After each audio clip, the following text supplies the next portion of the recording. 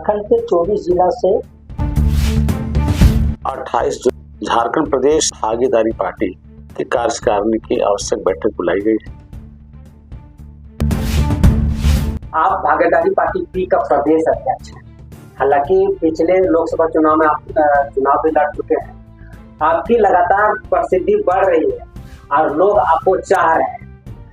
आगे 28 तारीख की आपका प्रादेशिक मीटिंग है, उसमें क्या चर्चा होगी? देखिए, आगामी 28 जुलाई 2024 को झारखंड प्रदेश भागीदारी पार्टी की कार्यकारिणी की आवश्यक बैठक बुलाई गई है। उक्त बैठक में प्रदेश के जो हमारे कार्यकारिणी के पदाधिकारी हैं वो 25 लोग होंगे। उसके अलावे 24 जिला के जो हमारे जिला अध्यक्ष और महासचिव हैं ये उस बैठक में शामिल हो रहे हैं। आपको बताते चले कि निकट भविष्य में 3 महीने के बाद प्रदेश में विधानसभा का चुनाव होना है। लोकसभा चुनाव के बाद अब हम विधानसभा चुनाव की तैयारी में जुट गए, पार्टी जुट गई है। इस दिशा में यह बैठक बड़ा आवश्यक बैठक हो रही है, जिस बैठक में झारखंड प्रदेश के अंदर 81 विधानसभा सीटों में हम कहां से किस प्रत्याशी को चुनाव लड़ाएंगे ताकि विधानसभा में हम ठीक ढंग से अपना पार्टी का जीत का प्रदर्शन कर सके। झारखंड प्रदेश के अंदर 28 सीटें आदिवासी आरक्षित हैं और 9 सीटें हरिजन यानी एससी शेड्यूल कास्ट के लिए आरक्षित हैं। शेष सीटें सामान्य रूप से हैं। इन तमाम सीटों में हमारी पार्टी ये तय कर रखी है कि जैसा कि भागीदारी का नामकरण का हम कई जो है सब प्रेस कॉन्फ्रेंस में या मीडिया को हम बता चुके हैं कि भागीदारी पार्टी का नामकरण ही हिस्सेदारी के सवाल पर रखी गई है। तो ये तमाम जो 28 सीटें हैं जो आदिवासी आरक्षित हैं, इसके अलावा जो 9 हरिजन सीटें जो आरक्षित हैं और बाकी जो जनरल सीटें हैं, इन तमाम सीटों में सोच समझ के इस राज्य के सर्वांगीण विकास के लिए, इस राज्य में एक अच्छी शासन व्यवस्था कायम करने के लिए और जो इस राज्य के मूलभूत समस्याएं, इन तमाम समस्याओं पर ठीक ढंग से विधेयक लाकर कानून बनाने की क्षमता रखने वाले लोगों को हम अपने दल से प्रत्याशी बनाने के लिए तैयार हैं। हम लोगों ने प्रयास किया है, चूंकि झारखंड के बने आज लगभग 24 साल हो गए। इस 24 साल के कालखंड में जो प्रदेश के अंदर सरकारें रही, इन सरकारों के द्वारा आज भी संतोषजनक कार्यक्रम आम जनमानस के लिए नहीं बनाया गया। लोग आज दूसरे प्रदेश के लोग आज झारखंड प्रदेश के राजनीति पर प्रश्न चिन्ह उठाते हैं कि 24 साल में 10-10 मुख्यमंत्री हो गए, जो नहीं होना चाहिए। तो कहीं न कहीं राजनीतिक अयोग्यता का परिचय हमारा प्रदेश में बना हुआ है, जिसका नतीजा हम दूसरे प्रदेशों में हंसी का पात्र बन जाते हैं। उसका एक सीधा सीधा कारण यह भी है कि देखिए, कानून बनाने का जो मंदिर है, इस मंदिर में जो पढ़ा लिखा जो व्यक्ति है, जो संविधान का ज्ञान रखता है, समाज में सजग नागरिक के रूप में वो अपना जो है कार्यक्रम चलाता है, ऐसे लोगों को राजनीतिक पार्टियों ने मौका नहीं दिया। तो हमारी पार्टी ऐसे तमाम लोगों को खोज खोज के टिकट देने का काम कर रही है। लोकसभा में किए हैं और विधानसभा में करेंगे। तो 28 तारीख को जो बैठक हो रही है, मूल रूप से विधानसभा के चुनाव पर हम लोग चर्चा करेंगे और इसके साथ साथ पार्टी का जो संगठनात्मक ढांचा है, इसकी विस्तार पूरे प्रदेश के 24 जिला में बूथ स्तर से लेके प्रखंड स्तर से लेके जिला स्तर में हमारा कैसे संगठन मजबूत होगा, इस पर भी चर्चा हम लोग करेंगे। तो जो बैठक का जो आयोजन किया गया है 28 तारीख को, मूल रूप से इन तमाम बिंदुओं पर हम लोग चर्चा करेंगे। झारखंड में चुनाव बहुत नजदीक आ गई है। लोकसभा के बाद अब विधानसभा की चुनाव होगी। आपकी पार्टी 24 जिला में शायद टीम गठन हो चुकी है और लोग तैयारी भी है। अब विधानसभा चुनाव को लेकर के क्या तैयारी है उम्मीदवारों के लेकर के? देखिए, झारखंड प्रदेश में अभी तक हम लोगों के पास जो सूची उपलब्ध हुआ है, मोटा मोटी 50 प्रत्याशी हम विधानसभा में उतारने के पक्ष में हैं। हमारी पार्टी के लोग, हमारे पार्टी के जो जिला के और जो प्रखंड के जो सिपाही हैं, ऐसे लोग अपने अपने जिले से ऐसे लोगों का नाम राज्य कमेटी को भेज रहे हैं जो सचमुच समाज को दिशा देने की क्षमता रखता हो।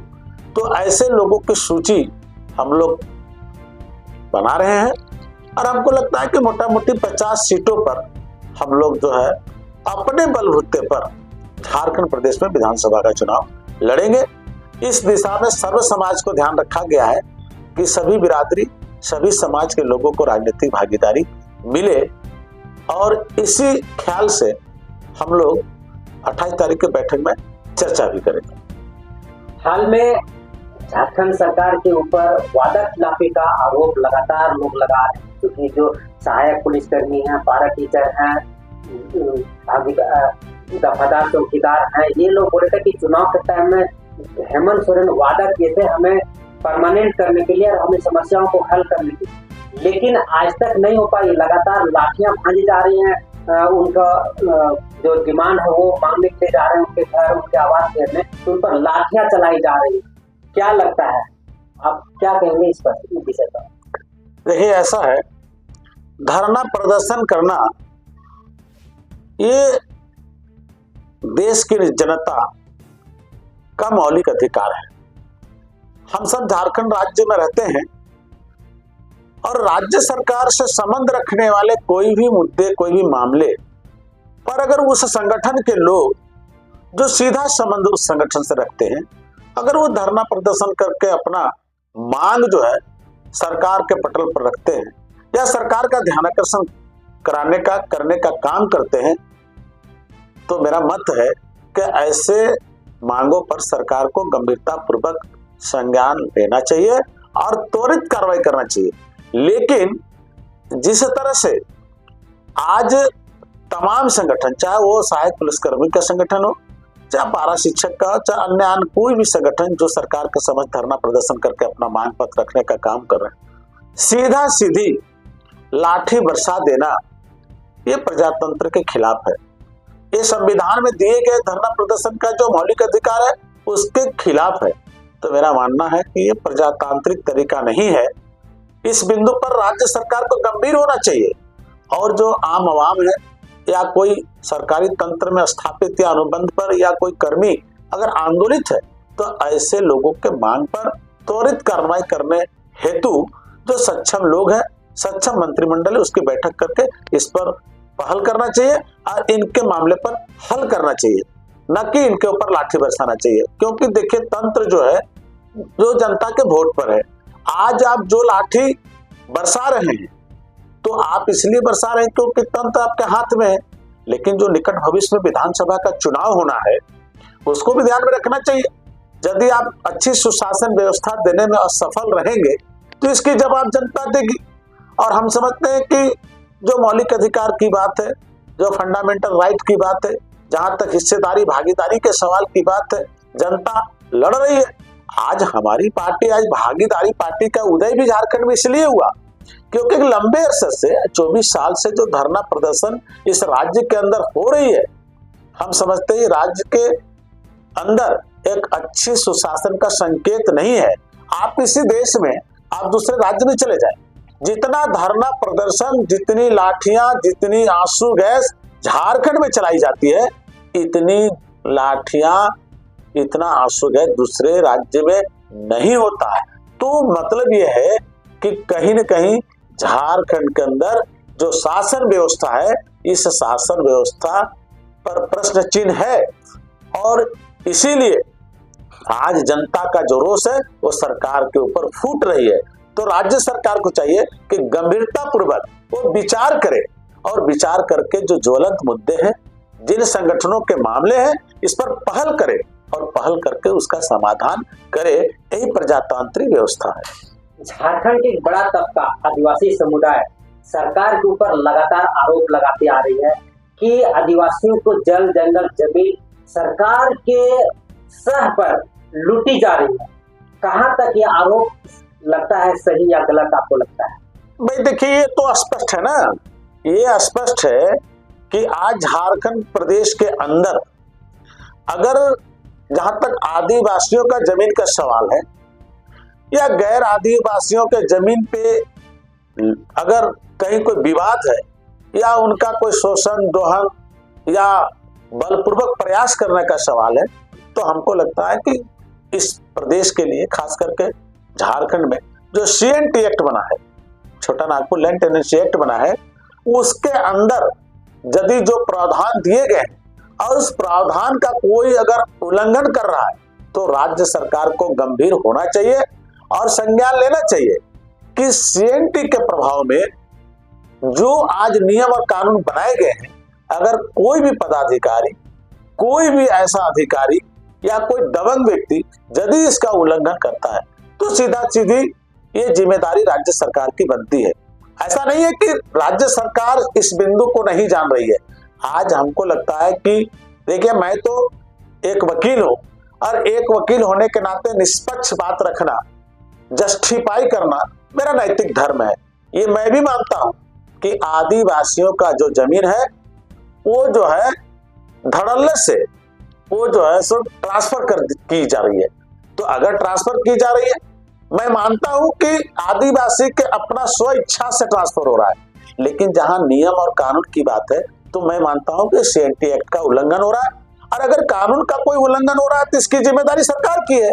आपको पहल करना चाहिए, सरकार को पहल करना चाहिए। और यदि आदिवासियों के जल जमीन का सवाल है, और आदिवासी का ही क्यों, किसी भी जाति का, किसी भी समुदाय का अगर विधि के खिलाफ उनकी जल जमीन लूटी जा रही है और अगर इसकी इतिला, अगर इसकी सूचना संबंधित पदाधिकारी को जो सीधा इससे संबंध रखते हैं उसको दी जाती है और उस पर यदि कार्रवाई नहीं होती है तो हमको लगता है कि राज्य सरकार को पहल करना चाहिए, इस पर त्वरित कार्रवाई करना चाहिए ताकि किसी का मौलिक अधिकार का हनन ना हो। सरकार पर एक और आरोप बड़ा समय से लगता है, ब्यूरोक्रेसी जो सरकार के अनियंत्रित हैं, जिसके चलते भ्रष्टाचार विभाग में फैले हुए हैं। क्या लगता है, क्या ठोस कदम होनी चाहिए सरकार के पास जो ब्यूरोक्रेसी को नियंत्रित कर सके और भ्रष्टाचार को मिटा सके? देखिए, इस बिंदु पर हम बहुत स्पष्ट कहना चाह रहे हैं कि देखिए, झारखंड प्रदेश के अंदर आज जो ब्यूरोक्रेसी में लोग बैठे हैं, हमको लगता है ये ब्यूरोक्रेसी का जो नियंत्रक है वो सीधा सीधी राज्य सरकार है। और जब ब्यूरोक्रेसी में बैठे अधिकारी पदाधिकारी अगर भ्रष्टाचार में डूबे हुए हैं या कोई ऐसा काम कर रहे हैं जो विधि के खिलाफ है, तो मेरा मानना है कि इस बिंदु पर राज्य सरकार अब सफल नहीं दिख रही है कि उसका समाधान हो। अगर मेरा सुझाव माने, अब आप पहले कहेंगे कि इससे समाधान क्यों नहीं होता है, तो मैं आपको बता दूं, भाई अगर कोई अंचलाधिकारी है, कोई गलत काम कर रहे हैं, आप लिख रहे हैं उसके उच्चाधिकारी DC को लिख रहे हैं, कमिश्नर को लिख रहे हैं, राज्य सरकार के सचिव को लिख रहे हैं। अगर ऐसे लोग अगर सीधा सीधी अंचलाधिकारी या निचला अधिकारी या कोई ऐसा पदाधिकारी जिसके खिलाफ कोई मामला लाया गया है, अगर वो पहल नहीं कर, अगर पहल करते भी तो प्राय ऐसा देखा जाता है कि कुछ न कुछ संबंध के लोग हो जाते हैं, कोई रिश्तेदार हो जाते हैं, कोई नातेदार हो जाते हैं, और वो करता क्या है, वो अप्रोच बनाने लगता है। अप्रोच बनाने के बाद जो फैक्ट ऑफ इशू है, जो तथ्य है, वो जांच प्रतिवेदन पर नहीं आता है। नतीजा क्या है, मामला खटाई में चला जाता है। तो अगर इस संबंध में मेरा ओपिनियन जाने तो मैं आपको स्पष्ट शब्दों में कह सकता हूं कि राज्य सरकार ऐसे भ्रष्टाचार पर नियंत्रण करने के लिए एक सेक्टर का गठन कर सकती है। वो सेक्टर क्या होगा? विभिन्न राजनीतिक दलों के या कुछ ऐसे समाज सेवी या ऐसे कोई सामाजिक संगठन या जो प्रबुद्ध नागरिक है या जो न्यायालय से रिटायर कोई डिस्ट्रिक्ट जज है या जो हाई कोर्ट के जस्टिस जो रिटायर कर गए हैं, ऐसे लोगों का एक जांच कमेटी का गठन करना चाहिए और उनके द्वारा जो प्रतिवेदन राज्य सरकार को दिया जाए तो हमको लगता है कि उस पर संज्ञान लेना चाहिए।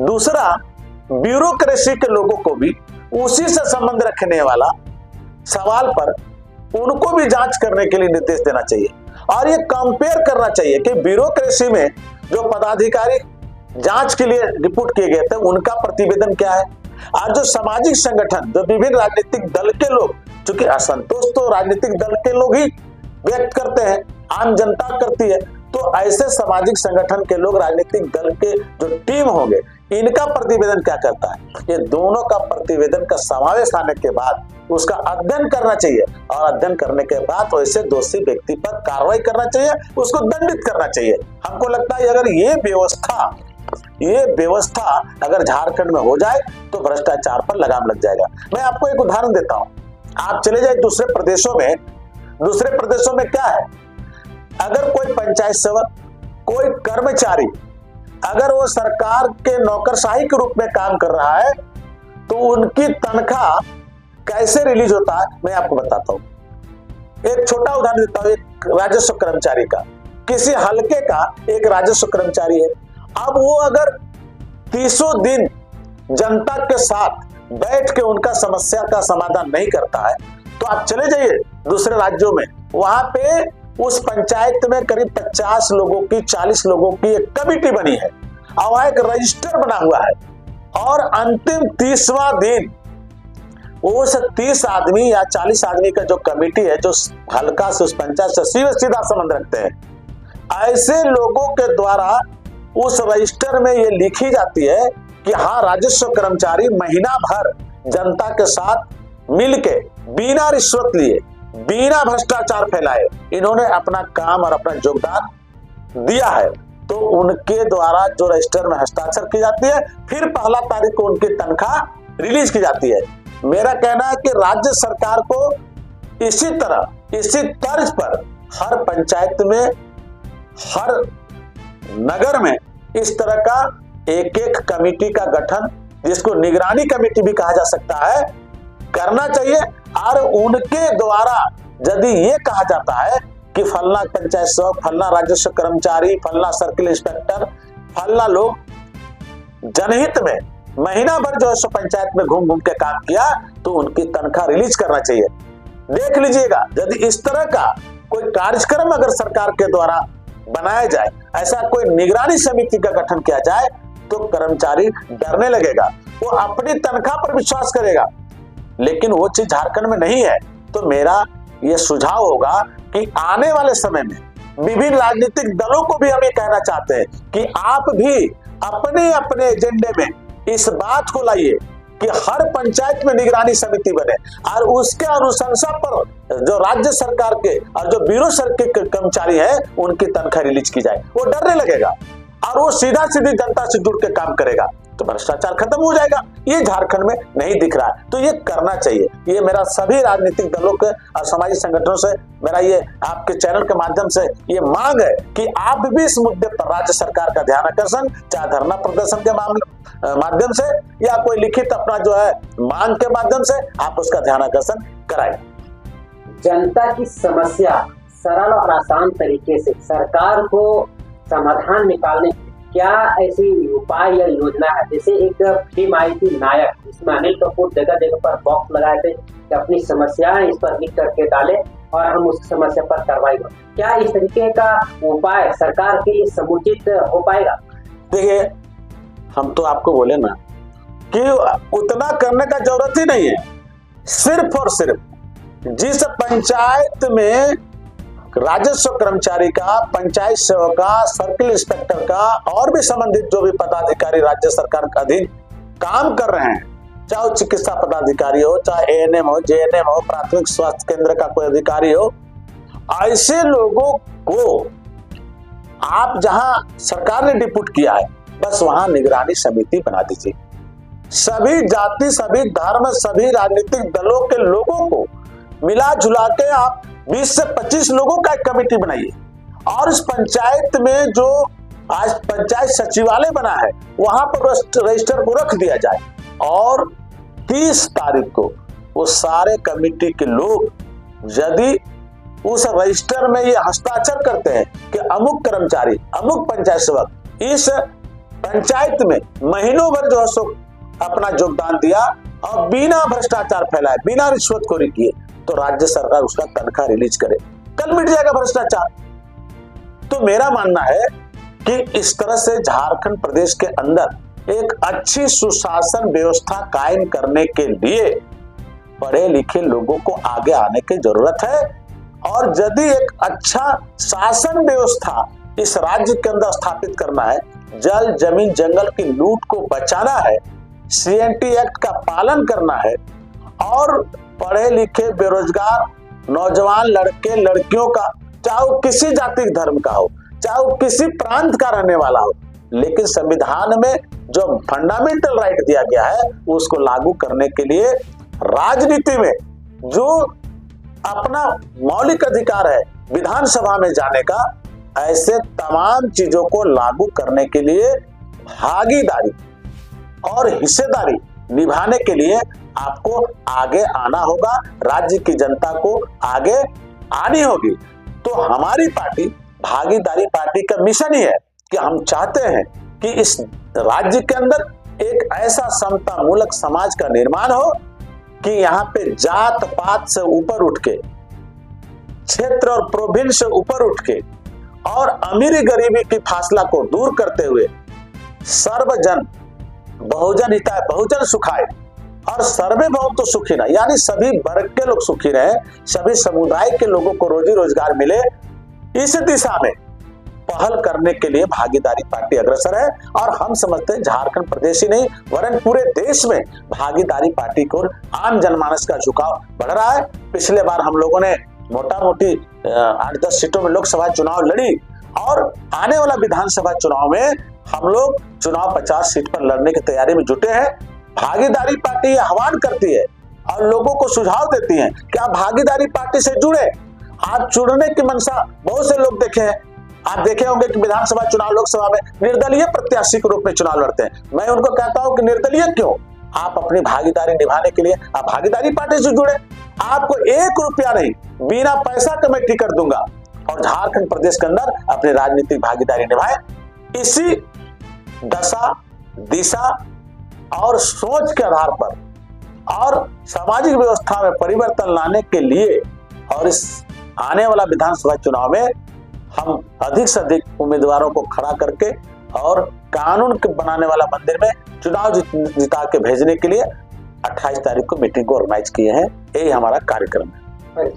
श्याम बिहारी प्रजापति, प्रदेश अध्यक्ष भागीदारी पार्टी, सह अधिवक्ता, रांची। 28 तारीख को आपके भागीदारी पार्टी पी का पूरे प्रदेश का मीटिंग आयोजन की, कितने जिले से लोग आएंगे और इसकी क्या तैयारी? देखिए, झारखंड के 24 जिला से टोटल हमारे सारे साथी लोग आए हैं और आगामी 28 तारीख का तैयारी जो हमारे आगामी विधानसभा का विचार विमर्श के लिए जो विधानसभा का इलेक्शन होगा उसके लिए हमारी तैयारी चल रहा है। और हमारी तैयारी जो है भागीदारी पार्टी की का 24 जिला से जितने सारे सदस्य आएंगे उनका बैठक होगी और उस बैठक में हम लोग विचार विमर्श करेंगे विधानसभा के लिए और इसका तैयारी तन मन धन तीनों से है हमारा। कितने सीटों पर चुनाव लड़ने की है तैयारी? हमारे जैसे अध्यक्ष महोदय ने बोले 50 सीट पर हम लोग पूरी तैयारी कमर करके उतरेंगे विधानसभा लड़ने। परिचय?